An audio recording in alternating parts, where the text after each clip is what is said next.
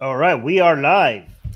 Welcome, everybody, to another episode of Secular Jihadists for a Muslim Enlightenment. And my name is Ali Rizvi. With me is Armin Navabi. Armin, how are you? I'm great. You're great. And this is like to quote Green Day. They said, "Wake me up when September ends." It is the end of September. And at the end of each month, what do? We have a public live stream where everybody can join in. They can ask their questions. They can really ask us about anything except for the stuff that YouTube is going to ban us for. There are certain topics, unfortunately, that are off limits, and we can't even tell you what they are. Just go ahead. Yeah. Hi. Oh, thank you, Mars. I was talking about my haircut. Yeah. Mars is saying why nice haircut, Ellie. Yeah. Thank you, Mars. Yeah. So this is it. Yeah, this is the Ask Us Anything episode. By the way, I'm going to say this in the beginning too. Can I talk to the Patreon thing? If you like what you hear here today, right, do go to patreon.com/SJME and consider becoming a patron for as little as $1 a month. I'm going to say that. We'll tell you more about it at the end. Guys, we have a Patreon question. We're going to start answering the live chat questions, but Patreon questions get priority. And also some patrons, if you can't be here live with us, your questions will get answered even if you're not live here with us. So that's one reason why you should be a patron, because if you want to make sure your questions get answered. So let's just start with the Patreon question and then move towards the live chat questions. Okay, so here is the first Patreon question. There we go. So the Patreon question is the following. Is the Taliban... there's two of them. Okay. So the first Patreon question is the Taliban asking Russia for help a sign that they bit off more than they can chew? Both countries were at war with each other not so long ago. The Taliban is asking Russia for help, apparently. Yeah, I mean, well, the Taliban is asking everybody, Russia and China for help, and they're desperately needed. There's a lot of predictions right now that Afghanistan's economy is on a free fall. And this is actually very interesting. Okay, so, and the Taliban knows that if there is a collapse of everything that was working with the US aid before, then that's going to be an almost guarantee, okay, based on what the experts are saying, for radical groups to just rise everywhere. And like Afghanistan, a lot of people are worried that Afghanistan is now going to be the best place for you to start your new jihadi enterprise. You know, if you ever had dreams of making your own radical group and you never thought that would be possible, Afghanistan might be like, maybe this is a good place. Like, you're failing, you have like a lot of sympathy for these kind of attitudes, and then you have a failing government.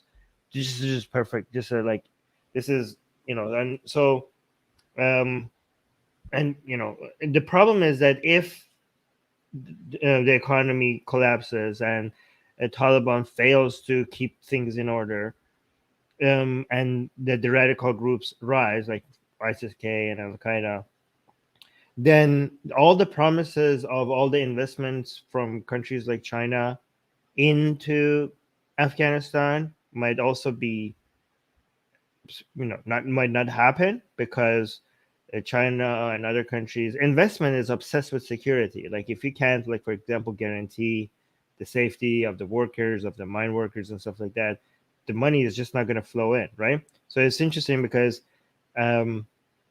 the Taliban needs money right now to make sure future money keeps coming in.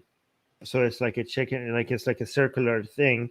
So it has to go and tell people, like, guys, just like, it's especially countries like Russia and China and other people, they're like in the region. So Taliban has to convince them that this is within your best interest, because if you guys don't help me and there's chaos in Afghanistan, it's going to have a spillover effect to your countries, right? So it has to convince these countries that it's within their best interest to help the Taliban to maintain order, right? What these countries will do, like Russia, for example, is doing, is they will be like, okay, we have demands then. And it's so amazing because Russia is now demanding the Taliban to keep its human rights promises. So it's like strange that like United States, like we see usually United States as a country that's like, you need to respect women's rights and this and that and all the stuff that you promise. You need to abide by them. But Russia is now doing that to Taliban. I guess Russia would be the country that would do that, like because like they would be the country that it would be helping Taliban at and China. And I don't see China ever demanding Taliban to abide. I mean, China would be demanding the Taliban to bring security to Afghanistan. That would be the interest. But it's so bizarre that like Russia is now pressuring Taliban to abide by the human rights promises. And this is actually a double-edged sword here, because now that the Taliban is like, we need help, okay? And now, I don't know, Ali, if you saw, they brought out the constitution from the previous government instead of just making their own constitution. So this is like, for some people, that's encouraging because that constitution, but they said they will still make it Islamic, but they're still starting with a constitution that used to work, that wasn't made under an Islamic government. And some people see that as an encouraging sign. But because they're so desperate for help from foreign countries, and even countries that are not United States are now telling them that you guys need to actually like abide by some of the promises that you made.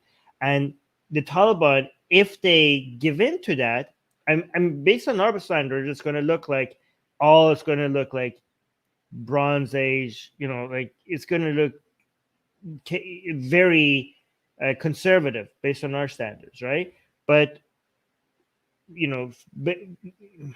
compared to what the Taliban wants, what actually happens, it might actually look a lot more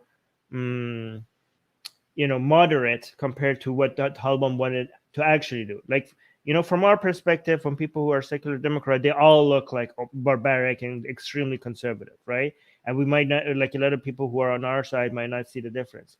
But even though for us something might look very radical and conservative based on what the Taliban wanted to actually do, because it's giving in to a lot of these other countries to bring investment in and bring aid in, it will be a lot more moderate. And this is actually going to fuel groups like ISIS-K, right? Because the issue that like a lot of these radical groups, including Taliban, had with the previous Afghanistan government was that they were a puppet of foreign regimes and they were giving into their demand. And they were like, we want the Taliban to come in and bring an Islamic State that was not giving into human rights demands, right? And now if the Taliban comes into power and they're forced to be like, well, okay, women, it's not like, women have to be separate from men in, when they're getting educated, but they will still be getting educated. Like we're going to have segregation, but still allow them to get educated. Like, okay, fine, women will be removed from some jobs, but not all the jobs. There will be some jobs for women as well. Yeah. Okay, like we're gonna make it mandatory for women to have the burqa, like a face covering, while they're doing these jobs. But in the streets, maybe the face covering is not mandatory. Again, to us, these seems like already very conservative and radical. But to the people that were hoping, like, yes, we have an Islamic State, they would be looking at Taliban. They're like, what are you doing? You're giving into pressure to foreign, to foreign pressure. But like, again, there's a split within the Taliban itself. Go on. Yeah, I mean that's what the Islamic State Khorasan thinks. They don't think that that the Taliban are religious enough. But I want to point out one thing. When you're saying not only actually this is not only not religious enough, the ISIS-K thinks the Taliban are not Muslim anymore. Yeah, they think they're they call them heretics. They call them murtads or ex-Muslims. Like the Taliban is ex-Muslim. The Taliban are ex-Muslims. Awesome. Yeah, according to ISIS-K, we should add them as hosts to this. Ask ex-Muslims anything. Yeah, we should. But I want to. The one thing I really want to point out to this the questioner here is that when you said the Taliban and the Russia were at war with each other not so long ago, so the Taliban didn't technically exist when that Russia war was happening, right? The Taliban came later, so you got to remember that the Mujahideen are a different entity. Yes, they were all doing jihad and they were all fighting the holy war, but the Mujahideen were a different entity. The Taliban are a different entity. They had problems with each other. And then even within this, the Northern Alliance was a different entity. And it's sort of like when you have divorced parents, right? And you have the kids that they play the parents against each other. The Afghans are kind of like the Afghan jihadists, sort of, if you look at them they're not a monolith, but if you could assume they kind of do that kind of thing with, Russia, the US, and whatever country they can get favor from. So they do. I mean, there's an element of that playing as well. Anyway, anything else? Should we go on? No, I just want to finish that. So I first have to thank Ghost Bunny in the live chat. He said that it just announced that she has been a member for 8 months. So thank you, Ghost Bunny, for your support. Thank you. Okay, so what I wanted to highlight is that if you're the Taliban right now, okay, and you're worried about these other groups, radical groups, taking control of Afghanistan, if you don't ask for foreign aid, basically, this is why I say it's like a double-edged sword. If you don't give in to the demands of these other countries to abide by the agreements that you have made during the Doha debates, right? Then you might not get recognized as a government, and you might not get the investments that you need. And if you don't do that, then these radical groups will rise because the country might go to absolute chaos. But that, on the other hand, if you do give in to them, the radical groups will also again rise because they're like that would be like, oh, look, the Taliban, they be the heretics now. We are still run by a non-Islamic puppet of other countries, So it's both like, which one do you do? They both might raise radical. Will be fuel for radical groups. So right. Yeah. So, anyway, let's move on. I think we spent a lot of time on this question, but it's an important question. Great question. Thank you. Yeah. Okay, so next one is from Music Guy. Music Guy is asking, why is Russia asking Israel and America to have open talks with each other? Does this have anything to do with Hezbollah, since Israel is constantly airstriking Hezbollah weapons cargo? Yeah, because Russia has made a lot of investment in keeping Assad in power, and now Israel is just like like nonstop, just treating Syria like it's his backyard, just pounding every time. I don't know. It's just like every time any of Iranian proxies just starts moving anywhere in Syria, as soon as Israel finds out, they just like take it out. Like, it's just like, I don't know if this gets on people's radar. This is like happening nonstop. Like, Israel planes are over Syria and just taking out, which is a good thing. I was like, it must be costing the Iranian government so much. Like, it's not hard with all the sanctions on Iran to make the stuff that they do, like to make the weapons and the machines and whatever they're moving to Syria, whatever Iranian proxies is moving to Syria. I mean, this is really bold by to move. Like, Iran is like actively moving weaponry and people and other stuff as close to Israel's border as they can. And Israel's like, yeah, you don't get to. I'm taking all this out. Like, this, there's a direct war right now, like not a cold war, a direct war like happening between Iranian proxies and Israel as we speak in Syria, right? And a lot of times, because Russia worked with Iranian proxies in Syria to defend Assad, right? And this could get very tense because Russia has relationships with Israel, right? And neither Russia and Israel want to be in a situation where Israel takes out anything that ends up being a Russian soldier or something Russian, because Russians and Iranian elements sometimes work very close with each other, and sometimes they cooperate with each other, they talk with each other, and they are like defending Assad against like some radical groups and stuff. But that's the excuse that Iran has, by the way. But again, this is like not something that, and if Israel keeps, and also Russia needs Iranian proxies, because Russia is not going to be committing to putting troops on the ground in Syria the way Iran is, right? So Russia, like Iranians proxies are also a puppet of Russia's interest, like a force of Russia's interest in Syria. And for Israel to just keep taking them out, is Russia is like, okay, time out now. Time out. And they don't want tensions with Israel, but the forces that they're using to get their interest in Syria is something that Israel will not tolerate. Like, and also Russia knows that it cannot go and ask Israel to, like, can you please tolerate Iranian proxies right next to your border? You know what I mean?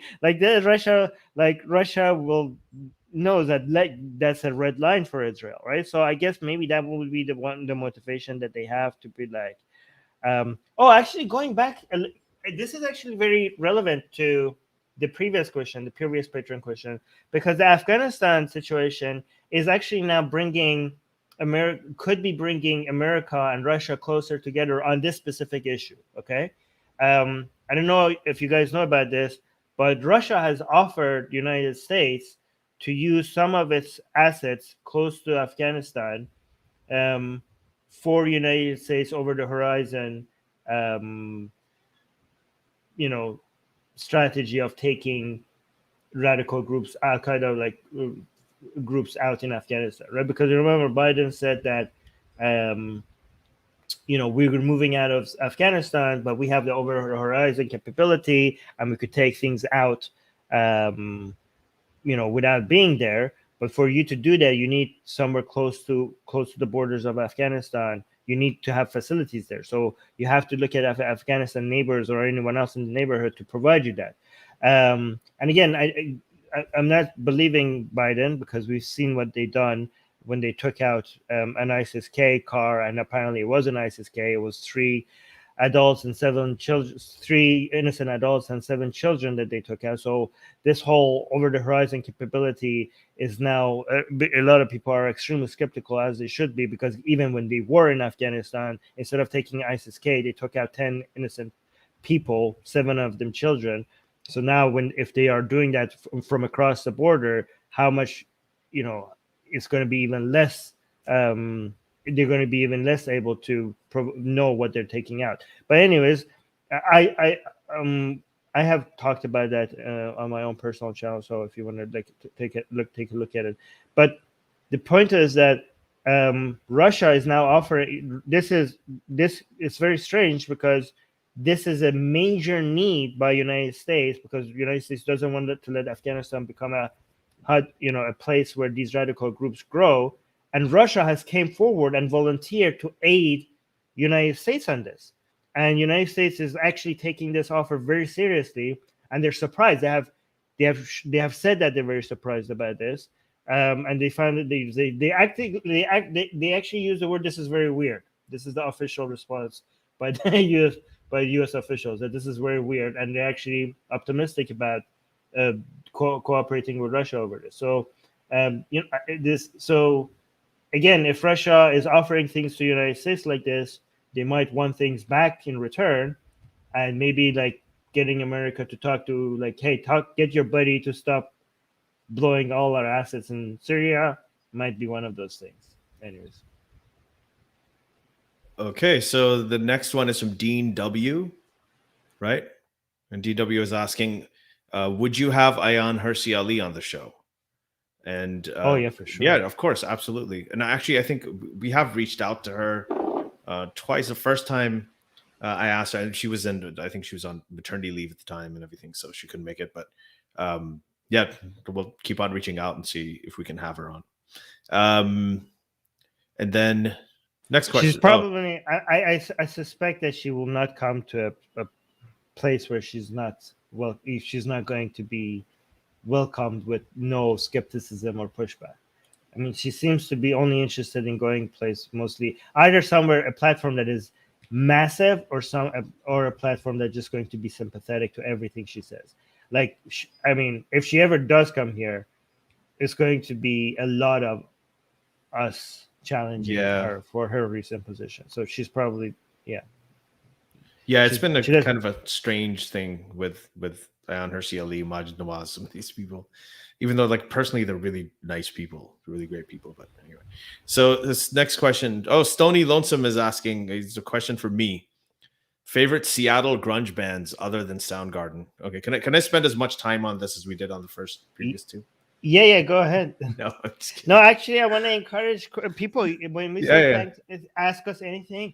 Yeah, we literally mean everything. So Stoney, that's a great question. Favorite Seattle grunge bands aside from Soundgarden? Yeah, that's a really tough one. I would say, I would probably say Nirvana. When I was younger and I was trying to learn how to play and everything, I felt like Nirvana was very simplistic, but I really understand what they were all about now. I don't even think while they were writing the music, they understood how phenomenal it was. I think because the talent was so natural for Kurt Cobain. But I mean, that stuff is genuinely immortal. I mean, there are kids nowadays, my nieces and nephews who are rediscovering stuff like Smells Like Teen Spirit, the Nevermind album, all of that. So even now they're super relevant. But I mean, they were all great. I am actually, a lot of people really love Pearl Jam. For me, they're good, but for me, Nirvana, I guess it would be Soundgarden, then Nirvana, then Alice in Chains, because Alice in Chains was amazing too. And then after that, would probably be Pearl Jam, but it's a really hard choice. I mean, they're really good.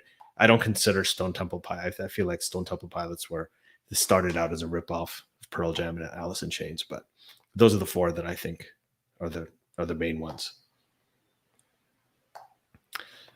Emre Kokaturk is asking, why do you think a lot of ex-Muslims are anti-military? It seems like the rhetoric that the West is attacking civilians that Muslims spread is unshaken. The rhetoric the West is attacking civilians.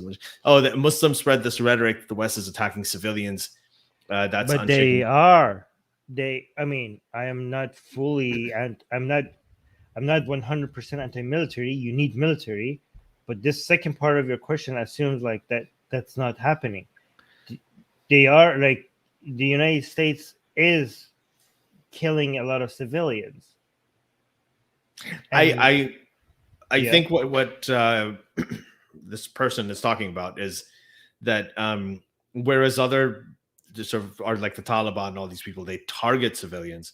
The United States tries its best not to target civilians. But I think Armin has a point here, because when you're turning a blind eye to something that you're funding, how is that any different? Like, you don't want to target civilians because you can get a lot of crap, but then you can have Democrat administrations and Republican administrations and, Trump and Obama, like everybody funding the Yemen war, like the Saudi war against Yemen. And, you have kids who are like, they're bombing kids there, like civilians. They know what's happening there and they're turning a blind eye to it. So I think, I don't know how bad, whether that's any worse. Yeah, but also their own drones are directly hitting civilians. And yes, I know it's not on purpose, but I don't think it's fair for us to just like keep comparing, like to look at the misery and the harm that they're causing, and to every time judge it by saying, well, the Taliban, is that what the is bar? That a defense? But I don't think you're right about the drones, Armin. Like, the drones are like, I know that the drones actually did kill civilians when they initially started during the Bush era, but then later on they became more and more surgical. So towards as the 2000s went on, the civilian casualty rates went down to almost zero. It went back up during Trump. It went down and then went back up during Trump. Went back up during Trump. Well, then that would be deliberate, because the drone technology is good enough right now not to be able. The reason that they did the drone technology is because it is the most surgical method but Trump of warfare. Removed some measures that was supposed to reduce civilian collateral damage. Okay, well, then that's correct. Then that's right. And also, if you look at the most recent case in Kabul, and you actually look, so what happened in Kabul was one drone attack that was actually heavily investigated. Okay, it was only investigated. Do you guys know which one I'm referring to? When there was an attack on the Kabul airport, Biden came out and said what? Biden came out and said there will be a reaction. We will not let these people get away with this, the ISIS-K member. And then there was a drone strike, and a car was taken out, and Biden came out and said, we got him. They attacked us, and we took down ISIS-K. We found a car that they was about to go, and he publicly said that we got them. And then this was not a military investigation. This was not the White House. This was not the Biden administration investigating. This was media outlet, the mainstream media outlet that everybody's like, oh, mainstream media horrible, like mainstream media bad, mainstream media lies. All these mainstream media that everybody likes to crap on are actually the thing that is the only institutions out there that have the resources to go and investigate these things and actually put a pressure on the governments that need that pressure, because they went and investigated, and they found out that the target that they took out had nothing to do with ISIL-K. The guy that they took out was actually one of the most decent human beings on this planet. That his job was to go and feed hungry people in Afghanistan, and this was something he was doing with passion. And the things that they thought he was carrying that were bombs, it was water containers. They were water containers. And the car that they took out, that the Biden himself, this is not even the Biden administration, that Biden came out and said this was ISIL-K. It included there were 7 children that were burned alive in this car, right? Not only, guys, and this was not a case of bad intel, okay? Because once the media pressure on this drone attack, what from outside, not from the administration itself, was put on, they went and looked to see why they took out this drone strike. The video footage that they already had was enough to show that these were water containers. Like, it wasn't a case of, oh, we had bad intel and we took the shot. If anybody just had analyzed the videos that was just sitting on their hard drive over there before they took the drone strike, that was information enough. They admitted that was information enough to know that this was just water and nothing else. They killed 3 innocent adults and 7 children. And this was investigated. And if it wasn't investigated, nobody would have known this. And here's the thing. The reason why this was investigated, it was because coming out of Afghanistan was such a hot topic. And at that time, this was the media attention made it worth for all these mainstream media to go and investigate this. And there are hundreds of other drone strikes that didn't get this level of investigation. How many of the other ones, if somebody went and investigated at this level, we would have seen that the procedures that were taken in place to reduce collateral damage is not even there.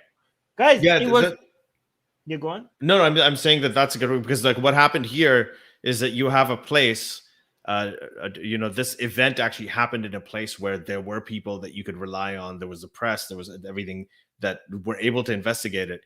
The thing with the drone strikes that happened in the 2000s, like the first decade of the 21st century, is that and a little bit more than that, is that where the drone strikes were happening were in the Waziristan area, the majority of them, right, in Western Pakistan, in the border region. And over there was no Pakistani military, there's no US military, there were no journalists. I mean, it was just such a no man's land. Even Pakistani government officials wouldn't go there because of security reasons. You just have Pakistani military planes that would fly overhead. So all of the information that they got, like the Investigative Bureau of Journalism and all these other people who got these stats on the drone strikes and civilian casualties, they were getting them directly from the Taliban.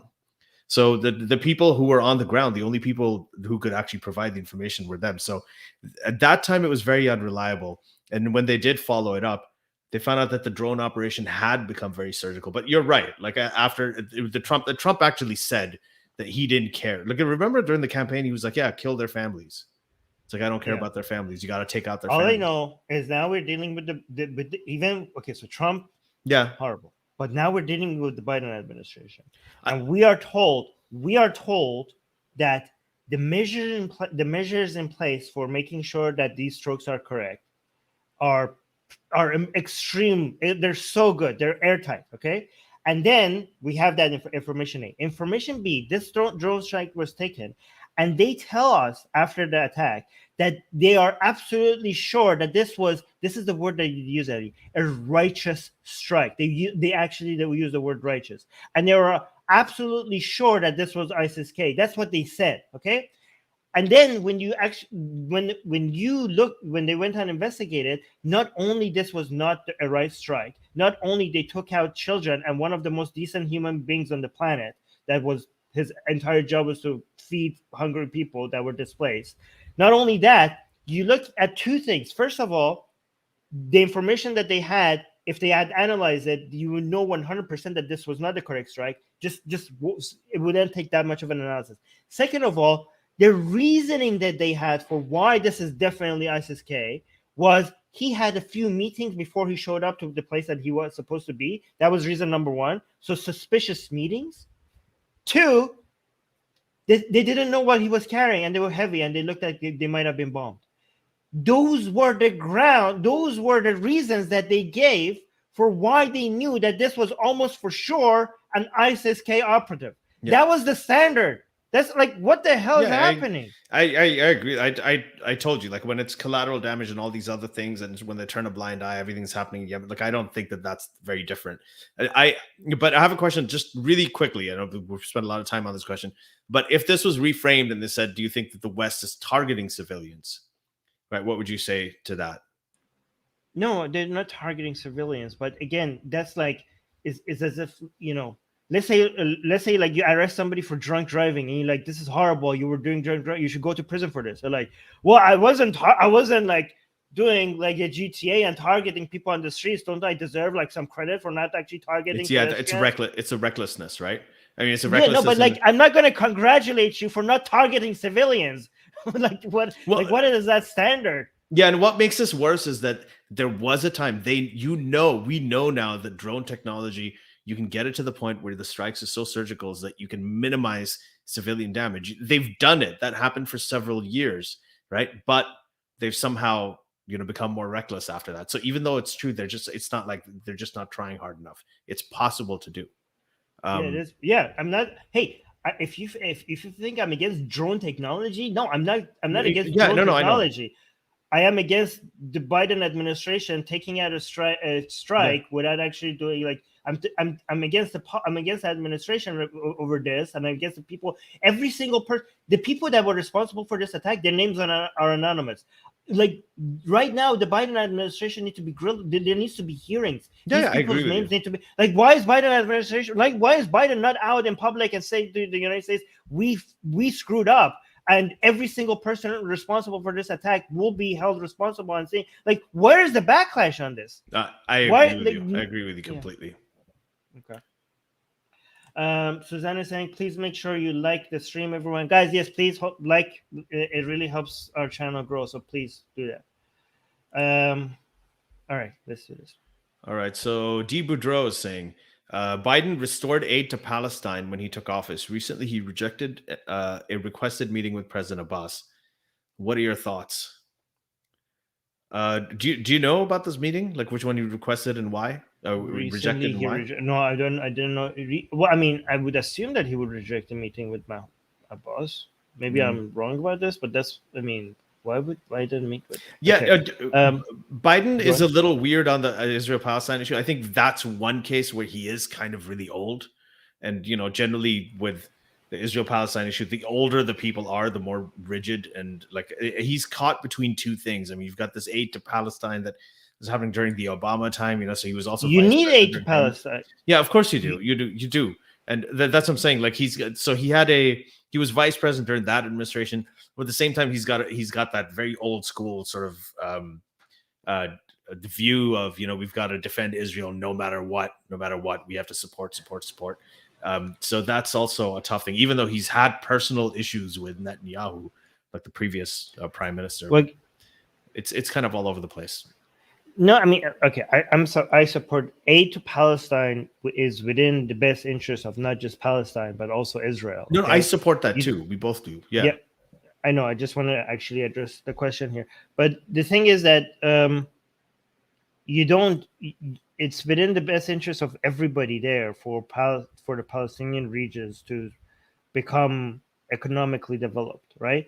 The only hope that I know there's other hopes, but the only hope that I could think of for the situation over there to improve is for all the Palestinian territories to become economically viable, and not only that, they become a source of labor for Israel and customers for Israel, right? I think that if trade, there's already, which they already are, the more Israel and Palestine eventually depend on each other for economic, development, as they do right already somewhat, the less likely it is for them to, um, like if we could one day get to a point where a lot of the labor force of Israel is in the Palestinian territories, it's less likely for there to be tension, right? I mean, I wish you could see that already in West Bank happening, and more and more, getting bigger and bigger and bigger. I wish we could have something like that on the Gaza Strip as well. Like, it would be hard to imagine if you have factories in Gaza Strip that Israel itself is depending on. It's hard to imagine you see all of those getting bombed, right? Or if Gaza Strip actually, I don't see this happening for the Gaza Strip, but I wish it could.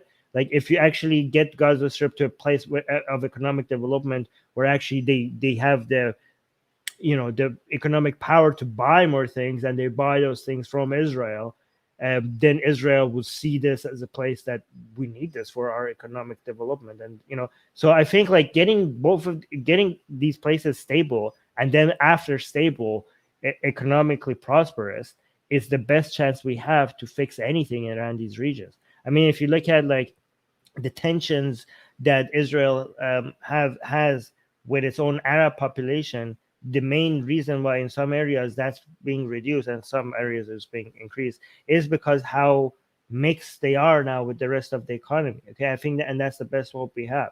So, aid should be there. With it's if you want some stability in the region, like, I am both for United States supporting Israel when it comes to the Iron Dome, right? Like, that is, yes, you need that for stability in the region. And I'm also for United States providing aid to Palestine.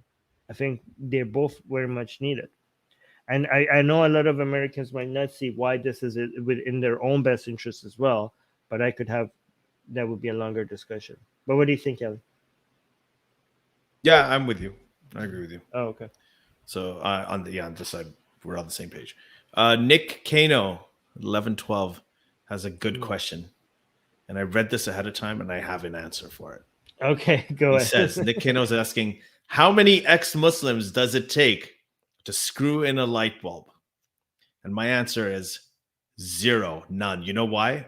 Because they're not in the dark in the first place. Oh my God. Jesus Christ. They're not in the dark. Okay. They've already, there's already enough light. Okay. Hey, listen, it's a. Oh my God. That's my answer. I think I hope even that that helps, Nick. And hope you're well, by the way. I know Nick; he's an awesome guy.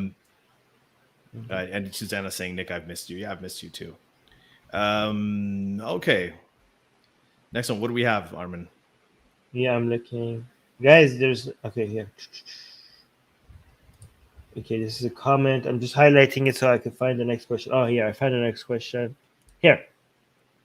Okay, so Hasty Rewrite is saying, can you foresee any pathway back to political relevance for advocates of a muscular Western foreign policy now that both the right and left have embraced feckless isolationism? A muscular Western, there's a lot of loaded language in this because you're talking about muscular Western as if it's a good thing.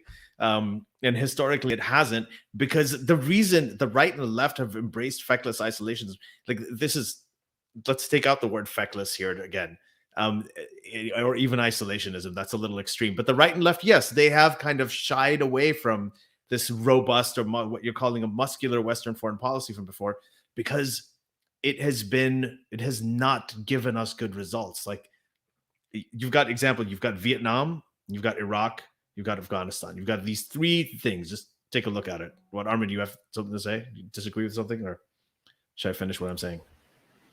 Okay, you finish what you're saying. I'm gonna try to be patient. No, go ahead. I want you to interrupt. Go ahead. I want to know what you're thinking. So, because I want to actually counter it too. Go ahead. guys, you guys are very too much Middle Eastern focus. I think advocates of United States is not becoming isolationist. They just did the biggest deal when it comes to actually being more aggressive since the Cold War. They just gave Australia nuclear submarines as in China's backyard. Okay, this is a shift in policy. This is not them not holding back. This is them moving from one area to another area. This is the most aggressive thing they've done. This is the most aggressive thing they've done since invading Iraq. And yeah, and France some argue, actually, yeah, France is actually upset with them now, really badly. No, but like this is, I don't know if people don't understand how big of a deal this is. Okay, some people are arguing that this was even bigger than invading Iraq. This is like a major, if you like muscular Western. This was I don't know why you're using the word muscular, but if you want to use that, this is the most macho move you could make. You put nuclear submarines, the most deadliest weapons that you could possibly in the oceans, right close to China. Okay, this is not isolationism. This is actually them ramping things up. This is actually them becoming more aggressive with their foreign policy. Yeah, the target is just now China. Yeah, so you weren't going to counter. I agree with that. So I think we're on the same page on this. That the words, when you say muscular Western foreign policy, that's a loaded term. Feckless is a loaded term. Isolationism is also a loaded term. Like all of these things, they're not exactly the way they are. But what the point I was making, in addition to this, like if you just look at recent history with, Vietnam was a disaster, Iraq was a disaster, Afghanistan was a disaster. These are all very long wars. Afghanistan was a 20-year war, trillions of dollars, and for basically nothing. So why would what you're saying, the right and left have decided to, I wouldn't say isolationism, I would say they're shying away and they're deciding to pull back on a lot of these foreign policy war projects that the US has. Why are they that's the effect of their failure. It's not the cause of some sort of weakness. It's the effect of a failure. This is not something that has worked very well for the United States. The oil motivation that was there in the past is not like the cost when you spend $2 trillion on a war. It doesn't matter. The oil, when you're spending that much, it doesn't matter how much oil you get. It's just a loss in every way you look at it. So political relevance, I think it's a bit of an eye-opener. If there is a shift in foreign policy, that's probably good news. But I agree with Armin. I mean, if you look at the Middle East, it's completely different. But if you look at what's happening around the rest of the world, like this whole thing, completely alienating France to the extent that France has called all its diplomatic personnel back from, the UK and the US, and doing this thing behind France. And this entire thing, this entire realignment of alliances. And we did an episode on this, the past episode that we did. We talked about this in more detail. It's a completely different paradigm. So I don't know where this question is coming from in a way. Okay, D is mentioning in the live chat, I thought they were just nuclear powered. I didn't say they're nuclear. They have nukes. I didn't say they have nuclear weapons. I did say nuclear submarines. So I didn't suggest that they have nuclear weapons. But guys, the fact that these new submarines don't have nuclear weapons, they're just nuclear powered, shouldn't make you think like these submarines are killing machines. Okay, these submarines can lay cities to waste with no support, with no support. These submarines could lay cities to waste while they go completely undetected. These are weapons of mass destruction deep underwater in place where nobody could see them and nobody could target them. They don't underestimate how big of a deal this is just because they don't have nuclear weapons. Yeah, and Australia, you don't even need, even aside from the nuclear weapons, they're fitted with AI. Like everything nowadays, like with all these weaponry, I mean, it's just gone to a point that's beyond anything you can imagine, and we don't even know half of it.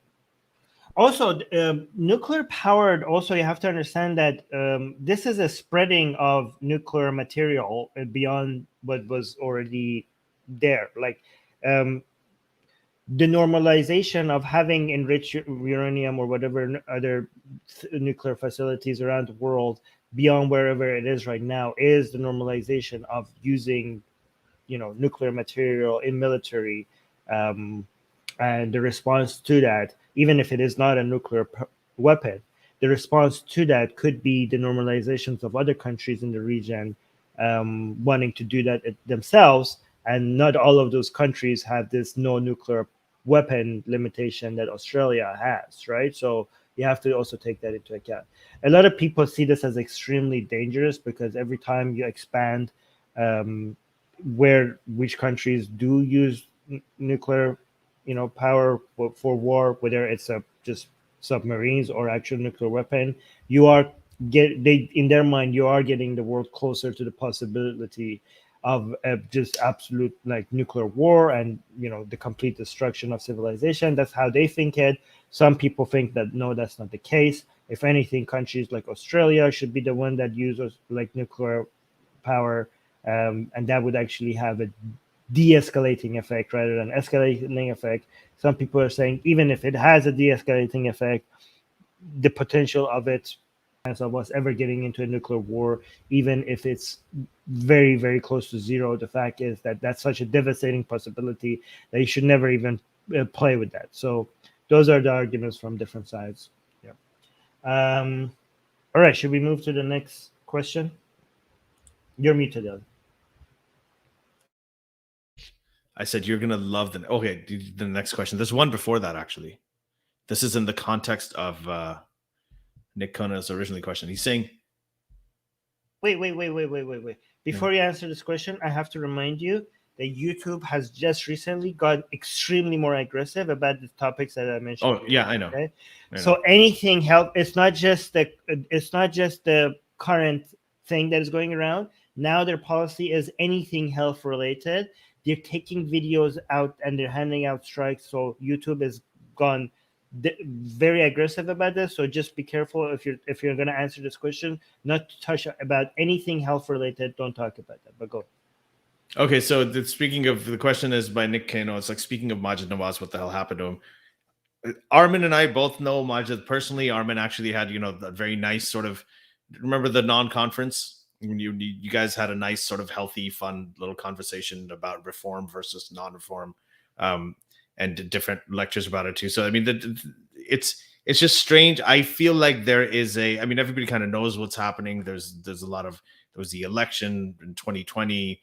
There's this whole thing that's going around the world right now. The reason we're all at home, which we can't talk about because of YouTube. But there is it seems like he's bought into a lot of these sort of conspiracy theories and everything that are going around. And it's a difficult thing to see. I feel like there is something, what I call a contrarian fetish going on, because at the time, there's skepticism. You want to be skeptical about things. You guys, I'm asking questions. I want to know, why should I accept the mainstream view? But you can also take that to an extreme where it can become a fetish. Now, I think that there's an Armin. This is a huge compliment to you. I think the way that Armin does it is a healthy, reasonable way. Armin does play. You've heard him say many times, I'm going to play a devil's advocate.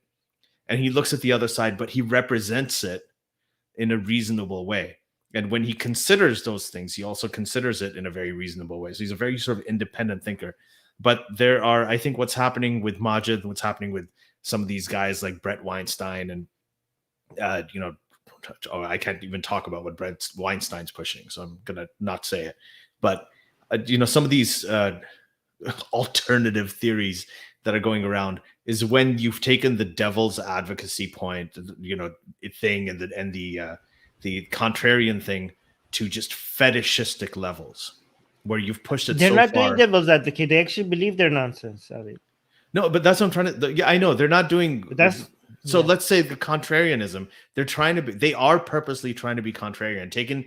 They are suspicious of the mainstream media. They're suspicious of the narrative that all of these publications that actually have some integrity to what they do, right, are lying about things. And on the other hand, they're going to all these sort of alternative media sources and these strange sort of fringe organizations to get their information from them because they feel like somehow they have the right thing going. But devil's advocate is not when you believe in the nonsense that you're spreading. Devil's advocate is that when you say something you don't agree with and you're just trying to present the argument from the other side. These people are not devil's advocate. These people are just believe the insane things that so call it a contrarian fetish. Like they're trying to be they're contrarians, and then they're just taking that to an extreme, to fetishistic levels. It's an easy trap to get into if you are an immature thinker. Like if you have come, and I think a lot of these guys have come from, like, I don't want to do an analysis of Maajid, because I know him. I think he is a pretty smart guy. He's a brilliant guy, but I think sometimes when you come from places where Who's a smart guy? Who was a smart guy? Maajid is a pretty smart guy. No, but okay, go ahead. Well, you may not. I think he's a pretty smart guy, but in any case, like the way that when you come from a background where there's a lot of emotionality that's transfused into your ideology, like your ideological stance has a lot of emotionality behind it, then I think that kind of sometimes corrupts the clarity of the thinking, right? I think that can happen. There's a difference between passion for your stance and emotionality that gets infused into your stance. I think that's the difference. Okay, guys, I don't understand why. Maajid was before. What did his stance that we agreed with was what? Radical Islamic groups are bad. Okay, so I'm surprised a lot of people think that was such an intellectual take for them to be shocked. Like people like, what the hell happened to Maajid? I'm like, I mean, what was it? What was their? I mean, what were you? What? Why are people shocked? Like, it's not like if a Sam, like for example, if a Sam, like okay, Brett Weinstein, okay, that you could be shocked about that because this is an intelligent person, blah blah blah, right? But I'm just not saying any grounds for being shocked here, as if like having the take that, oh yeah, you shouldn't like behead people, that's not good. It's such an intellectual take that it would be grounds for surprise. I don't think it's his stances that I'm talking about. Like his stances we always disagreed with. I mean, his whole stance on reform, his own stance on reforming scripture and everything. But the intelligence, where the intelligence came from Maajid Nawaz, is that the stance that he took, even though it was very unconvincing, the way that he presented it, how articulate he was. I mean, he did kind of get an audience with. He's very good. He's very smart in the way that he articulates this thing, right? Oh yeah, he's a good presenter. You can say that about Trump as well. Okay, well, I wouldn't know. I wouldn't compare the two. I think it's a little extreme. And by the way, I'm just saying good. Yeah. I mean, he has a good presentation. I don't think Brett Weinstein and Maajid are that different. I never thought even Brett Weinstein. He's very convoluted in the way he talks. He always was. Like, remember that debate? You were there when he did that debate with Richard Dawkins about evolution. He was talking about how religion is part of the extended phenotype and all that. Yeah, he has some really dumb takes, but he's not like. I mean, I would be more upset, like intellectually, I would be more, a scientist having such bad takes would be more like of a, oh yeah, this person is dumb and it's surprising that he has this many bad takes. Okay. But with Maajid, I'm just saying with Maajid, it's just like, I'm not saying I'm just saying like there was nothing before that would make, like, I would be upset about the things he's saying, but I'm just like, there's nothing for me to be surprised about. Like as if he wasn't like somewhat of an intellectual with so many good takes that it would be so strange for me for them to like, it is news. Like it is like, I'm not saying it was, I would have predicted for him to have such bad takes, but it's not as shocking as a lot of people make it seem to be. Yeah, like he was never an intellectual. I think there's a difference. Like there's a lot of people who have the same takes as him who are demonstrably dumber, like Asar Nomani, for instance, right? But he is. I think he's it's a different thing. I don't think I'd question how smart he is. I disagree with his takes though. But anyway, so.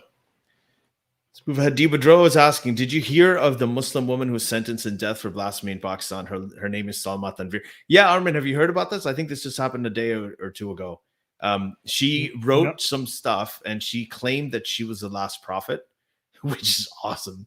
Okay, but anyway, so she questioned the finality of Muhammad, and she claimed she was the last prophet, and then they sentenced her to death. And she apparently, I don't know how right I'm getting this, but from what I read, she apparently has schizophrenia. So she has a psychiatric disease, and she was probably going through some sort of a delusional episode, which happens as part of the disease. But the judge, who has no, and this is a high court in Pakistan, has no medical background, has no medical knowledge, decided that this did not get to the point of being considered insanity. So they sentenced her to death. Right? So, and by the way, has it been carried out? Has no, it it been carried hasn't out? been carried. I think she was just sentenced yesterday or something. But they had, but the, I mean, and the one thing like I got to make clear is that this isn't actually an Islamic thing. In Islam, it actually says very clearly if there's insanity or there's mental health or mental disease, then you do not. These people cannot be punished. They cannot be executed for that. That's a very sort of universal Islamic tenet. But yeah, I don't know. They did this. They've sentenced her to death by hanging. I don't know when the last hanging was. Like I think it was Muthas Qadri, but we need but I hope there's enough pressure. Yeah, I agree with Ellie. This is not even Islamic. Like if somebody is mentally ill, I think there's hope. There could be some hope to pressure Taliban by convincing them that this is not Islamic because she's mentally ill. This is in Pakistan, Armin. This is not Afghanistan. It's not. Oh wait, did you say Pakistan? Wait, sorry. Yeah, this is in Pakistan. So this is a non-Taliban. Okay. Sorry. I misread the question. So she's not going to get executed. She's not going to get executed. She won't, but she's going to. If it's Pakistan, she's not going to execute. Yeah, we should. Maybe we should have. I know we've done several episodes on this, but it keeps on. So guys, okay. So sorry. Maybe I'll have Shan Tasir on again. I thought you said Afghanistan. I thought you said Afghanistan is Pakistan. So nobody. So it's Pakistan. She's going to be. She's not going to get executed as long as she's arrested. Okay. The risk that she's going to have is if and when she goes free, that's when you have to get worried about her. So far, nobody in Pakistan has, like, there are many people that have been on death row in Pakistan, but not a single one of them has yet to been executed by the government. Every single person that has died for blasphemy in Pakistan has been killed by the mob, right? So actually now this is actually more scary this is actually very scary that this is in Pakistan, because we have to be worried about the day that she gets released. Like this woman is going to need constant protection. Like if it's in Pakistan, then the pressure this makes some things more complicated, because now you have to first get her off death row, but now you have to figure out how to get her out of Pakistan, which is even more challenging, and it seems almost impossible. It is weird that they do this sentencing and we do get outraged by it, but in a way they're actually safer in prison than they are outside of it, and so it's they're in between a rock and a hard place. I think this is a kind of a good thing to. I think we should probably bring. I'm going to ask Shan Tasir if he can come back on and maybe talk about this, because I'm, curious to see whether they think it's. What do you go with? Do you go with the mob, which is a higher risk if you're not in prison, or a lower risk that when you are in prison? I don't know what you do, and how you navigate that. That's an interesting question, though. But let's see. International Sahel Arabi Day, October 3rd. Yeah, you should talk about this, Armin. Yeah, no, we're gonna. We are actually working on a short video, which I hope it will release maybe today. Susanna is working on it. So she will make she's made a 1-minute video where she explains what this day is about. Sahel Arabi is on death row, was on death row in Iran, and all the pressure that people have put on the Iranian government has worked. He's still in prison, but he has been removed because of all the international pressure from being on death row. It's been on and off over and over again, so the pressure is working, and a group of people, including Atheist Republic and Maajid Nawaz and ex-Muslim groups in Europe, have worked together to make October 3rd Sahel Arabi Day to not only increase the pressure, but maybe make this a day to constantly use it as a way to put pressure on governments that might want to execute people for blasphemy or do other things. So we are going to have a campaign to bring more attention to Sahel Arabi, and we're working on Atheist Republic. Susanna has been working on making a video to tell people what the call to action is to increase the pressure. So make sure you follow Atheist Republic's YouTube channel, because that video is coming out very soon. So check that out. So yeah, October again, Sahel Arabi just made a Facebook post about Prophet Muhammad, and that's why he was on death row in Iran. and all the pressures that we have put on it. Sohail Arabi's mother himself has confirmed to us that the pressure that we have put has worked, and that might be the reason why Sohail Arabi is still alive. So there's that. Okay. Next question. You're muted, Ali. Next question is from Shanola Mills, and she's asking, are Muslims allowed to pleasure themselves? No. On their own, no, but with 9-year-old wives, maybe. Okay, never mind. Okay, Ali, no, don't do that. Why not? Don't even, because I don't know if what's gonna. Oh, with YouTube? Yeah. Oh God. Okay, we can't even do that anymore. Anyway, so yeah, are they allowed to? That was a joke, by the way. Are Muslims allowed to pleasure themselves? No. And yes and no. It depends on what you're talking about. If you're looking at the Sunni schools of thought, the Hanafi, Shafi'i, Maliki, Hanbali, they all tend to have varying views on it. A lot of them say that it's forbidden. It's some of them say it's makruh, or it's a sort of it's not as bad as fornication or adultery, but it's still bad. Some allow it in cases of, like, if there's desperation, if you were going to sin and you're going to go and fornicate or do something like that, then you're allowed to pleasure yourself to avoid doing that, I guess. So it is kind of all over the place, but yeah. And then I'm reading something else in the Shia, in the Ithnashri, the 12er Shias. Reading this. Okay, hold on. Jafar Sadiq was asked regarding masturbation, whereupon he recited, "And they who guard their private parts, except from their wives or those their right hands possess," which means they're slaves, which again is illegal in Islam.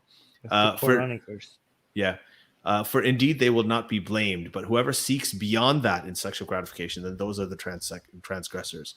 He also labeled it as an indecent act. So for Shias, that would be you and me, Armin, former Shias, like we are former sect of the 12er Shia. Masturbation is classed as forbidden, haram. So although some jurists make an exception when masturbation is done by one's slave woman or spouse. So you're allowed to let somebody else do it to you, but not to do it yourself. Oh my God, they put a lot of thought into this stuff. Oh yeah, there's a lot of rulings on this. There's also one in Sunni Islam that tells you that if you masturbate in the afterlife, your hands will become pregnant. Oh yeah, that's a fun one. That's great. Yeah. Maybe my hands have been pregnant for a while. I just don't know, pregnant with what? Little hands? I don't know. Yeah, so they came up with the most bizarre punishment. Yeah. But yeah, so I guess it works because a lot of people, I think they mostly talk about men masturbating. I think a lot of people when they were writing this, they didn't know that women masturbate. Because men invented the religion, Armin. That's why they didn't even know how women did it. Like, do you think any women at that time talked about it? So there's not that many rulings about women masturbating. There's mostly just about men masturbating. There's nothing. The RAPE isn't even an entity in the Quran. It doesn't even exist as a thing. It's not mentioned. There's no verses about it. There's no forbidding it, because it's nothing. That's something. Consent is something that you see from a female perspective. From a male perspective, it's just, is this kid mine or not mine? So it all comes down to, was this my wife or my slave girl, or was it someone else? It within the confines of marriage or slavery or otherwise. Those are the only two, legal or illegal. Like there's so many things. It's all from the point of view of men, because it was invented by men. Yeah. Susanna in the live chat is saying, "Wait, you're telling me women masturbate?" Susanna just said that. Wait, what'd she say? What'd she say? Susanna saying, "Wait, you're telling me women masturbate?" ? Yeah, I know. That's exactly what I thought. There's something about the clitoris. I just can't put my finger on it. Next. Okay. Next. A Stony Lonesome is saying, on a broader scale, societal level, as opposed to the individual level, what steps should our Western Anglosphere societies take to fix the incel crisis? The incel crisis. So this is the thing that, you guys, Armin, you're familiar with the whole incel thing? You know what that is? What do you think, Ali? Of course. Like, who doesn't know this? There's a lot of people who don't. Didn't A lot they of people have don't. their own? They actually had their own radical terrorist person. The guy who drove a truck in my city here in Toronto. The guy who Yeah, in drove a truck Toronto, into a like crowd and killed 10 people. in my country. How do you think I don't know about this? But Yeah, go it's on. your country. Yeah, I know. So I mean, you don't live in Toronto. I live in Toronto, right? So that's the thing. We have the same country, but not the same city. But the point is, yeah. So the incel crisis, yeah, this is a question. So I think what's happening is that, from what I understand, the incels are involuntary celibates.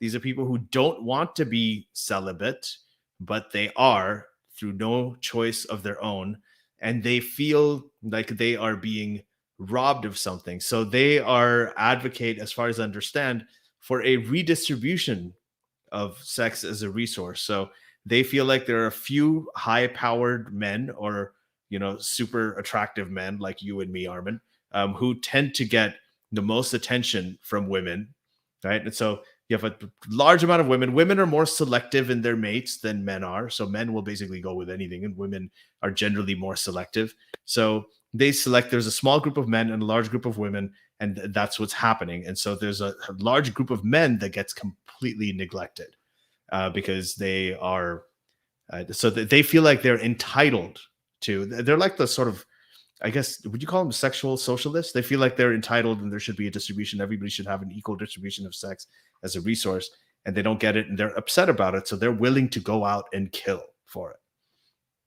And not all of them. Not all of them. Some of them are just willing to just write really mean things on the internet about it. But so, yeah, but what do you do to fix the incel crisis? How would you solve this, Armin? It's a good question. You can't. This is only going to become a growing problem.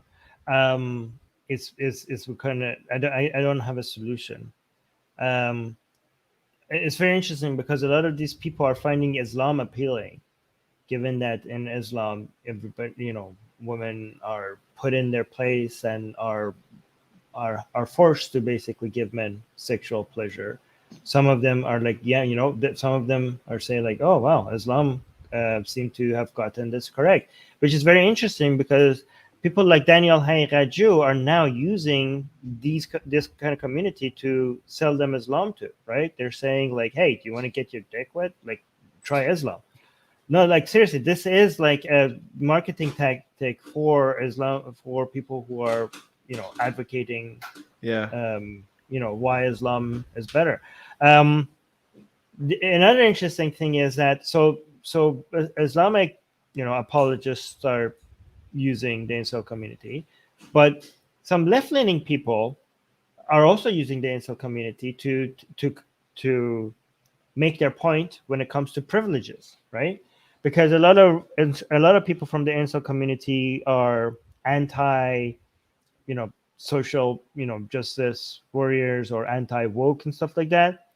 So some of these people who are on the left are trying to show them how introduce the incel community to the concept of privilege with a privilege that they themselves understand, which is chat privilege, right? They're like, listen, they tell incel people, like, we know how I'm much annoyed, because the incel community, they get very annoyed when somebody that might be like better looking comes and tells them like, listen, it's easy, just talk to women and just tell them this and that and be confident, and maybe exercise a little bit, and it will be so much, you do these things and I get it. Things will it's get easy better for you to say you have like an 8-inch dick, right? Like that kind of thing. No, like, you're making this more simplistic than what it is. Okay, so but they're saying like this person is not aware of his privileges. He doesn't understand that it's not that easy. Like, we don't have the privileges that this person has, and just because they're seeing results with the things that they're doing, they think like everybody else could get the same benefit, and they're so blind to the fact that it's not that easy for the rest of us, right? So the leftist community is trying to tell the incel community that, look, you see how some people who have privileges they just take advantage of it, and it's just such a thing in the background. They're not even like a fish in the water that is not aware of the water. These people are not aware of the privileges that they're enjoying.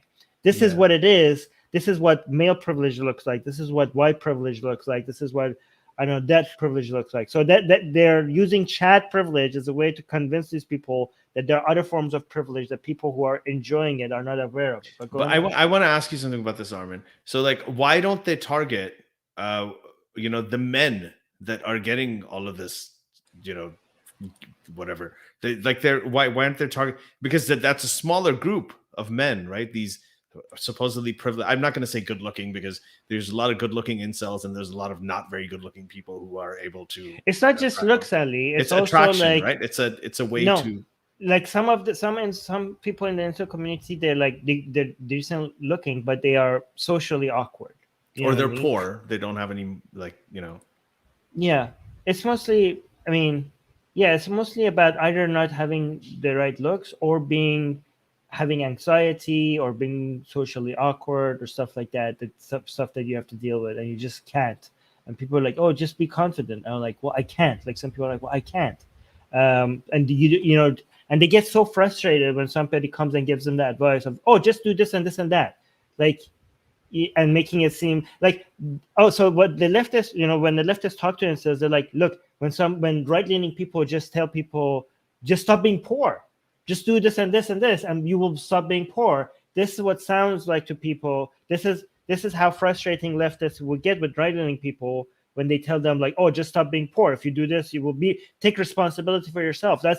That's how annoying it is for incels when other people like, oh, just do this and this and this, and oh, just take care of yourself, just go to the gym and eat right, and then talk to people, and you will become more confident, and all of a sudden women will talk to you. So they're saying it's very similar to, again, this is why I think like we shouldn't dismiss all, like when we talk about incels, a lot of people look at them with dismissive, and they and I think it's not fair to them. Like a lot of them do have fair points. Like they are living miserable, lonely lives, and a lot of them don't have a way out of it. Like I think we should look at these people with a little bit more sympathy than just looking at all of them with radicals or women abusers. I don't necessarily think that they have fair points. I mean, nothing I've read really comes across, but I think that the whole problem itself, like what Stoney is saying here about the incel crisis, the fact that it's a crisis, I think this is a crisis. I mean, you're seeing it already on like these. I was reading about this with dating apps. It's the same kind of thing, that you have a small group of men who just have an immense amount of choice when it comes to the women. So that's why you have this whole phenomenon of ghosting, that they just they have so many options. Just go out with somebody, they ghost them. And then you have all of these women who are looking for something serious and they can't really find it. And the majority of men who are not very attractive don't really get anywhere. So you're seeing this play out in the sort of digital and virtual realm as well. So it is it's a problem. I don't know how it's gonna turn out. Like I feel like, I'm not sure exactly how it's gonna manifest. I don't know what the solution is. I just know. I guess like if the question is how do we fix it, I don't have an answer. But I do think these people should not be. I think some sympathy and understand. Like this is, guys, like not getting sex is more than just like your lust desires not being satisfied. It's also a social need. You know what I mean? These people are lonely. You know what I mean? And again, I'm not saying that they deserve, like they are owed somebody, right? But I'm not saying we should like it's a right for them to get laid, and we have a responsibility to make sure that they get laid. I'm not saying that. Like that's people are like, oh, it's their fault. Like, what do you think, Armin? Like they're lonely, poor them.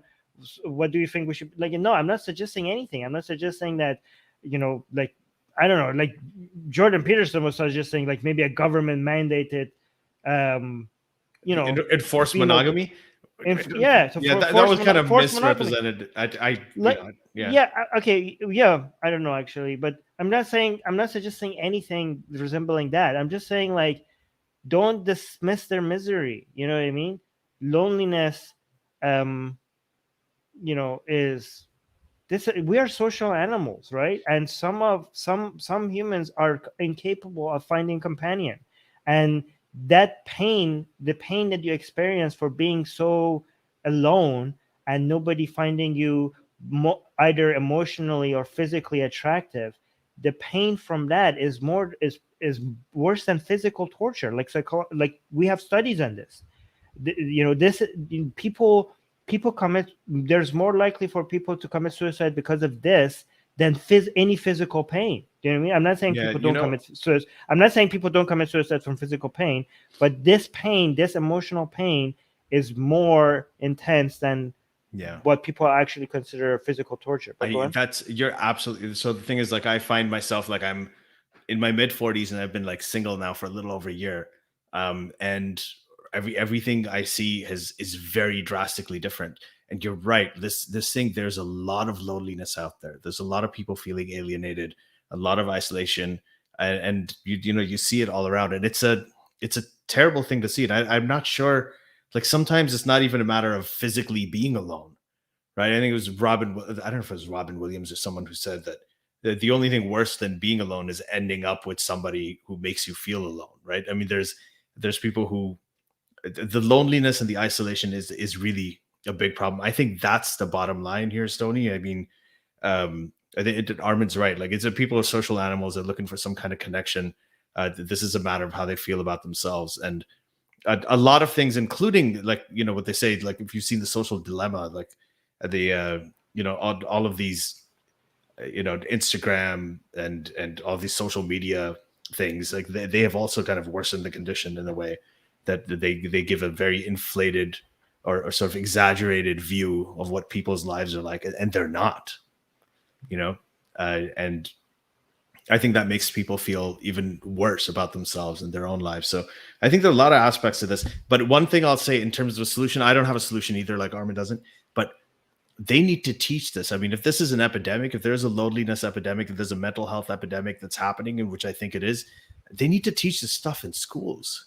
Like, they have health class in schools. They need to teach like how to interact, like not be socially awkward, how to manage your anxiety, how to socialize and communicate with people. Like, this is something we should be prioritizing in school. There's so much stuff they teach in schools now that you can just get for free on the internet. You can just learn from YouTube, and a lot of kids do. But what's really important, the two things that they don't teach in schools, like one is how to have relationships and act and conduct yourself socially. And the second thing is taxes. I can't believe they don't teach you about taxes in school. These are the two things, like, I think it's really, really important for kids to start learning about at an early age. And it's going to become more and more important as we go on. All right. This one. P is asking, just the letter P. I like that. It's really cool. How many boosters does it take to screw the C? Okay, this is oh no, we can't talk P, we can't talk about this question because we told you, like, I know. I thank you for your careful wording, though. I'm glad that you didn't put any, the thank you. That was a good effort. Yeah. Sorry. Yeah, thank you for sorry, but we can't even touch on But I will tell you only this, because I think this will every year or twice a year, that's what you got to live with for the rest of your life. That's how it's going to be. Right? That's just how it's going to be. Mir Jalal is saying, isn't it true that Osama never actually admitted to 9/11 clearly? Why should we be called as conspiracy theorists for asking simple questions to people who have lied to us in the war? That's no, that's not true. That is absolutely not true. Osama did admit it. There was a video of him hanging out in Afghanistan with people talking about how, they pulled it off. It's been admitted many times. I specifically remember watching a video of him saying he was he was expecting this to happen, but he was pleasant to happen. He was happy to see worse, that it was than he anticipated, that he planned for. So I don't know what are you guys talking about. But guys, this whole idea of this is such a bad framing of it, Mir Jalal. Okay, nobody is against asking questions. People are against people not paying attention to how obvious the answers are. Okay, like people come up with the dumbest explanations for how the world works, and then you completely destroy their arguments and show how pathetically stupid their conclusions are, and their response is like, hey man, I'm just asking questions. Well, yeah, and you got your answer, and like the answer was obviously that you are absolutely wrong. Okay, so ask your simple questions and just take an L when you realize how dumb was it for you to assume otherwise. You know what I mean? Like, why is it that when people have the worst conclusions, they make it seem like the issue was not the conclusion. The issue was that we have a problem with them asking the question. Because this actually shows how bad the conclusions are, because they have to pretend That's they have perfectly to said. pretend they have to pretend that our issue is with them asking the questions, not how the I don't know. It's a shifting of the issue. But yeah, Ali, do you want to answer? No, I think I love what you said there. It's like, why do people assume that that the problem is them asking questions? The problem is not you asking questions. The problem is that the question has been answered. Here's the answer. It's in your face, and you're wrong. But why are you blaming me for asking questions? It's like, yeah, it's I love the way you said that. Mars is saying the 20th anniversary of 9/11 just passed. In that time, how do you feel the narrative has really shifted about Islam? I see some of the Ben Affleck takes still get a bit of traction. Oh, not nearly as much, Mars. Not nearly as much. It's been criticism of Islam has been normalized to a large extent. Still a lot to do. I mean, nobody's saying by any means that it's perfect, but it's gotten a lot easier to do. People see cartoons of Muhammad. It doesn't really faze anybody anymore. It's not as shocking as when it first showed up in like that Danish newspaper. It's a lot of liberals, a lot of mainstream liberals, like on the Bill Maher show, you have them all the time. I've noticed that CNN, Jake Tapper, for instance, they have started using the term anti-Muslim bigotry. Like, they don't talk about Islamophobia anymore, and that's a big win for us, Armin, because I think that like, as far as I can remember, I think we were some of the first people to start. And like, I remember Faisal Muthar, me, we're some of the first people to start. The Canadian government got a huge pushback. It's like when they use the word Islamophobia, I was surprised to see some politicians in Canada saying like, use anti-Muslim bigotry, not Islamophobia. Right. So they can tell the difference. And I'll tell you something. About 4 years ago, I went to Parliament. I went there. Yasmin Mohammed was there. A bunch of us went there, and we testified, and for the M103 motion that was about Islamophobia, and that made it into that document that came out. If you look at it, it's all over the place. It used the term anti-Muslim bigotry, not Islamophobia, and a lot of people started taking that on. Not nearly enough, I know, but there has been a narrative that has shifted, and to me, it's shifted significantly enough that I think that there is a lot of good momentum behind it, where the regressive leftists, everybody's kind of aware. The wokeness thing has helped. Like, the fact that a lot of mainstream liberals are completely tired of all this wokeness stuff is because wokeness and regressive leftism and this sort of dishonesty about Islam and all of its issues is kind of all in the same boat. And now all of them are targeted. So in a way, these culture wars have kind of helped along too. I've seen some of the biggest leftist YouTubers are now aggressively anti-Islam. And they keep mentioning, by the way, that that they're against Christianity as well. Like, some people, so every time they attack Islam, they're like, guys, I'm against all religions. So they do have to clarify that, which is fine. But it's a good thing. But it shows that they're getting a pushback from the community when they say they're anti-Islam.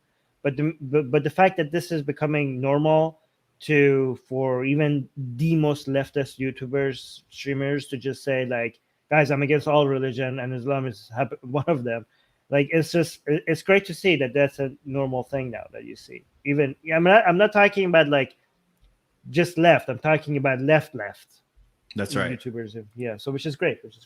Got a super chat. Ali, super chat from Deep Boudreaux. Okay, super chat. Oh wow, this is a giant super chat. Thank you so much, D, for the $25 super chat. Thank you. Yeah, this is amazing. Thank you so much. And D, like, I love your questions. I love everything. I'm so glad that you participate. You make this whole thing a lot better every single time. But D's asking a question about your patrons and fans. Do you see more people that stick around long term, or is it more of a revolving door? I think it's kind of both. I mean, we do have a sort of a solid base that's been around for a very long time. But then there are people who sort of come in and out. There have been a few people who got upset. It's actually because of how the algorithms work right now. It's mostly now our core audience, because YouTube and other platforms have decided to not let controversial contents grow as much. So the growth of everything, like all the people that grew before us, they also stopped, but we didn't get the chance to jump on that bandwagon. But it's okay. I mean, we are already getting enough of a community and questions and everything. But it used to be a mix of new people and core audience, but now it's mostly a core audience because you don't get suggested in different places. Neither on Facebook you don't get suggestions like you used to. On YouTube you don't get suggestions like you used to. Oh, which means that we do need to rely on you guys to share our content, because the suggestions, getting suggested in the algorithm is the main way to grow. And because we don't have that, we can only rely on you guys just sharing our content and liking our videos. So please, guys, even if you don't have a big audience, just sharing our content just signals to the algorithm that this content needs to be suggested to more people. So do like and share and all of that. But yeah, we have Yeah. So that's the answer. But thank you so much for we're happy to have like our regulars, Qasim, D, Mars, Music Guy.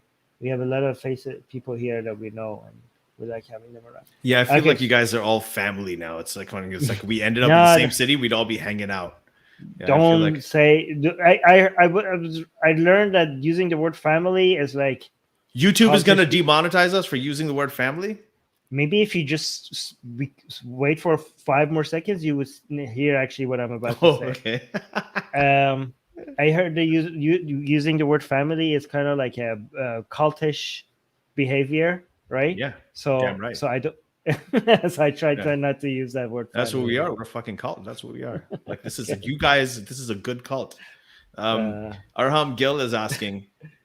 No person has ever been sentenced in Pakistan due to blasphemy, but they rot in jail for the rest of their life. No, they have been sentenced. You mean you haven't been executed? They have been sentenced. Yeah, the sentence has never been carried out. Yeah. They haven't been carried out. Yes. Let's go on. We've got 4 or 5 minutes left, so let's just take like 2 or 3 questions, and that's it. Okay, Mir Jalal is asking, what were the what were the preconceived notions you had of each other, which turned out not to be true as you two met and interacted more? Who wants to go? Should I go first, or do you want to go first? I used to think Ellie was really intelligent, and it was confirmed every time. Like I love his, like I can't figure out. Ali used to be my role model, and I used to think like if you spend enough time with your role model, they will stop being your role model, but that didn't happen. Like with me with Ali. So that's a good save, Armin. Thank you. No, I know what you mean. Thank you. I gotta say, like, so when I first met Armin, Armin was a very quiet, very sweet guy. Yeah, Armin, you were very like. I remember we used to talk about, like, you used to do public talks, and you're like, I'm getting invited here, invited there, and I was like, Armin, they need to pay you for your time. You got to ask for fees. Like, you got to do all this. Like, no. And then, later on, I think you became, you seemed to be a very sort of quiet, very sweet kind of guy, and you didn't even want your face out there as much. You wanted it to be Atheist Republic. And do you remember all this stuff? Like when you were first sort of emerging and bringing yourself out, not Atheist Republic. And I was like, wow, this guy's like the founder of like the biggest online atheist thing, but he's such a modest, down to earth guy. And then later he just became more and more assertive and super. So I was completely wrong about that. So it's a very pleasant change. I really like it, even though. What was I wrong about you? I can't think of anything. I have to think about that. I think this is not me, but I think a lot of other people think that you're very, very rigid and unchanging in your views, which is absolutely not true either. That's something that I don't think people know about you. You have kind of evolved. You take new information, and your positions do evolve as you go on. So I do. Okay, so I do have a lot of disagreements with Ali, and they do piss me off, but that was always the case. So yeah. That hasn't changed. Armin does get pissed off a lot more than I do, I have to say. Yes. Like, Armin does have more of a temper than I do, but we know each other now. Like, I know. I like that about myself. But anyways, let's go to this. Another super chat, Armin. Oh, another super chat. Okay, I'm gonna lose my spot. Okay, let me see. Which okay, we'll go back to that question soon, but let's do this one first. Super chat. Thank you so much. Oh, Navaga. Hi, Navaga. Hi, I Navaga. know How are this you? guy. Thank you so much for this. What are your favorite movies? Any genre? Armin, you made my day earlier. Armin, you made her day. His day. His Yeah, day. we had a meeting. So that was. Thank you so much. You go first. I have to think about this. Oh my Does it have gosh. to be a movie or can it be TV series? But go on. Oh, TV series. I gotta say the most. I can't. This is a really really hard question. Some of my favorite movies. Sophie's Choice is one of my favorite movies. Old School. It's a comedy. Will Ferrell and everything. That's my favorite movie. Schindler's List wasn't as good as Old School, but that's a really good movie. And then for a TV show, I'm gonna say Counterpart. Everybody should watch that show. Counterpart. It's only 2 seasons. It's absolutely one of the best and smartest and most brilliant things I've ever seen. It's got J.K. Simmons. He's an absolute beast in it. And it's just phenomenal. It's a very human story. It's also a little bit of sci-fi. It's super, super cool. There's a lot of history in it too. Just fantastic idea. Counterpart. Armin, favorite movies? Favorite movie is Troy. Favorite TV series is Rome. No, that was easy. All right, let's move on. Okay, wait. I have to go back up. What was the question? So she said. No. Politics. Like I have to find it. Oh, here. There we go. So Hasty Rewrite is saying, which U.S. politicians from the last 30 years, i.e. post-Cold War, do you most admire and agree with, and why? Don't say no one. It's a cop-out answer. Armin, U.S. politicians. Okay, so even though I am a diehard capitalist, I would have to say Bernie Sanders, even though I completely disagree with his economic policies. Not completely, with many of his economic policies. When it comes to foreign policy, I think his consideration for, human lives and reducing misery around the world is high enough. For me, that's more important than his correct takes on those is more important to me than his bad economic policies. Mm-hmm. So Bernie Sanders. Yeah, wow, that's again sort of an unexpected answer. I would say probably like what? Okay, so who do I agree with the most? I mean, generally Barack Obama, I kind of agreed with a lot. Even sort of before Barack Obama came in, like there's a lot of positions that he had. He had a very kind of good balance between, when it came to foreign policy, he was like, this Iraq war is dumb, but we need to do certain things in Afghanistan and Pakistan. Got rid of terms like the war on terror, made it more of a geographical thing. And some of those things worked, some of them didn't. But I did agree with him a lot. And the second guy, actually, I agree with a lot, who I don't think practically works out, and I feel like he gets cowed a lot by his advisors, is Andrew Yang. Oh yeah, yeah, I really like you.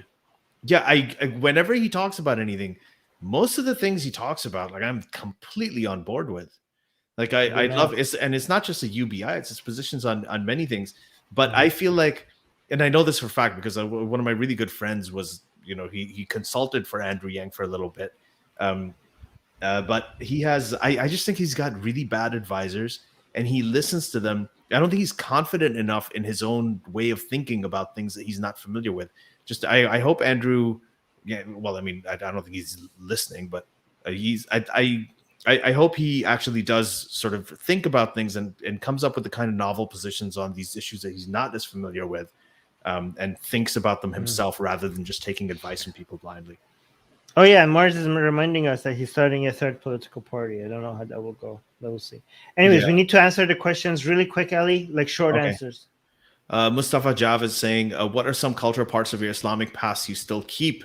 For me, for example, I don't use toilet paper. Yeah. Cultural parts. I wrote a whole book about this. You don't use toilet paper. How do you dry yourself? What the hell? You need to...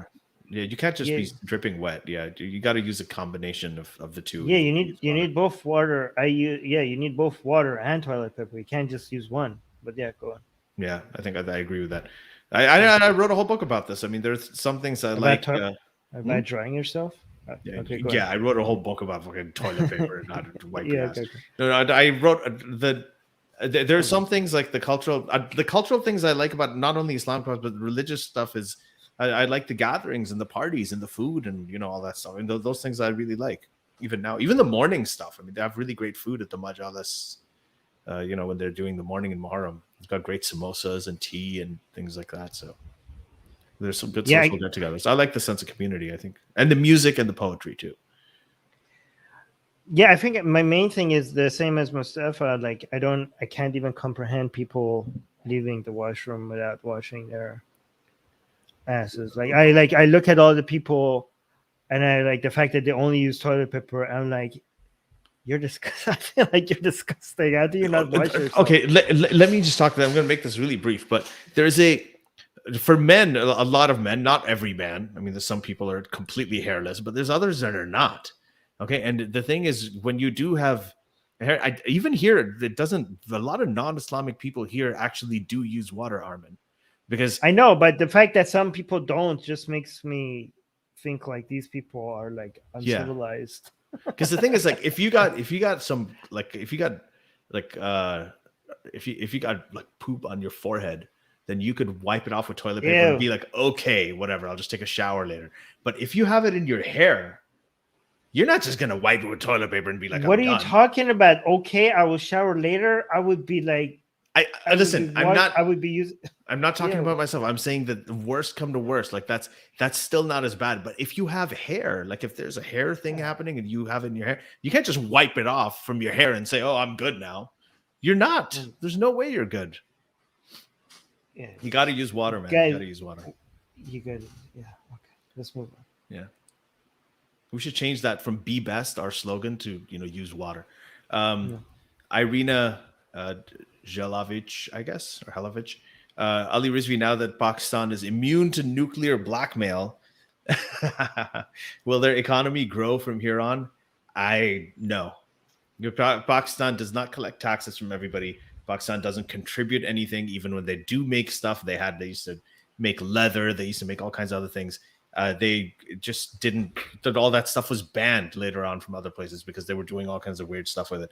Pakistan is a borderline failed state, and I think a lot of it is self-inflicted. I think their obsession with religious ideology and including religion in their thing and using that as a barrier to any kind of conversation is a huge reason for that. So I don't think Pakistan's economy has any hope in hell of growing. They're going to forever be dependent on foreign aid from, if it's not the US, it's going to be China. If it's not China, it's going to be where they'll go wherever they can to get it. Oh. Well, we can't be so sure about economic prosperity. You never know. I mean, there could be a revolution, but in the near future, no. Okay, so let's close on this, Armin. Yes. Close on this. Both Sony and Mir Jalal are talking about recommendations. Yeah. I recommend the debate between watching the debate between Harris Sultan and Daniel Hayraju, and then watching my review of it. I'm reviewing that debate on the Atheist Republic channel. I've done the debate itself between Daniel Hayraju as a Muslim and Harris Sultan, our friend as the ex-Muslim, had a debate over Sharia versus human rights. So go watch that, and then go watch my review. My review of that debate is going to be probably a 6 or 7 part series. So I finished part 1. I finished part 2.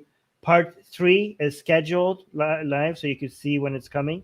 And yeah, I'm going to go over. I'm micro analyzing the debate and just responding to every single claim that Daniel made. And I also have some compliments and criticism for Harris's takes and responses as well. So check that out. Ali? All right. My recommendation, for the last 2 weeks, all I've been doing is just rewatching all those Norm Macdonald videos. Norm Macdonald, I don't know, Armin, do you know? He was a Canadian guy, comedian, possibly one of the funniest comedians ever to live, one of the most innovative people. He was a comedian's comedian. So all the comics, everybody from Joe Rogan to Jerry Seinfeld, all of these guys, basically they absolutely loved him. He was very unique. He was very politically incorrect. He was just every time he found out something was pissing off people a lot, he would go out and do it more, and he'd do it in a really, really funny way. So go out there, watch his appearing. He was a favorite talk show host for David Letterman, for Conan O'Brien, for Howard Stern. All these guys, go watch those clips, and I can guarantee you, once you start watching some of his appearances on Letterman, the guy could not. He can't not be funny. You'll just and it's such a shame that he died. He was, I think, sick for 9 years. He had leukemia, and nobody knew except for his family. So when he died, nobody had any idea he was going to die. He was only 61. I grew up with a lot of his comedy, and I thought I was always a huge fan of his. And so it's terrible that he's gone, but just left a treasure trove of stuff to see. So Norm Macdonald, you check it out. Music guys, reminding everybody to not to forget to like our video, guys. It does really help boost our channel, so please make sure you don't leave without leaving a like. You're getting free content, and it doesn't cost you anything to help us out by just making the like button go blue. Okay, this costs you half a second, and it helps us a lot. So please make sure you do that. If you like, go on. If you like what you hear today, if you like this stuff, and if you enjoyed the stream, do consider becoming a patron. Go to patreon.com/SJME. You can become a patron for as little as $1 a month. You get 5 episodes or 6 every month of all the stuff on different topics. You can come, and we have really interesting guests as well. So feel free to you have access to all of it, and you also get to ask questions. And the questions that you ask, if you post them in the Patreon channel, you will get first priority, and we're going to ask them first. So that's one thing. If you're listening to this on a podcast app, please do give us a rating. If you're watching this or listening to this on YouTube, please like the video or the audio that you're watching. Hit the subscribe button and hit the bell so that you get a notification every time there's a new video out. And we do have regular content, shorter clips from larger content also coming out. And can I plug something, Harman? Yes, of course. Go on. My other podcast, personal podcast, Professional Novice, tomorrow at 5:30 p.m. I have Kelly Carlin on. Kelly Carlin is a friend of mine. Armin, you met her too. We spoke all together at the Imagine conferences, both of them, I think. She is the daughter of comedian George Carlin. So she has, and she's also a speaker and a very accomplished author and writer in her own right. So it's going to be really good to sort of catch up with her. So do check it out. We'll be talking about a lot of interesting things tomorrow. That's at 5:30 Eastern. Awesome. All right. Okay, guys. Talk to you guys again soon, and be best, I guess. Be best and use water. Don't add that. It's not okay. Yeah, not forever. All right, bye.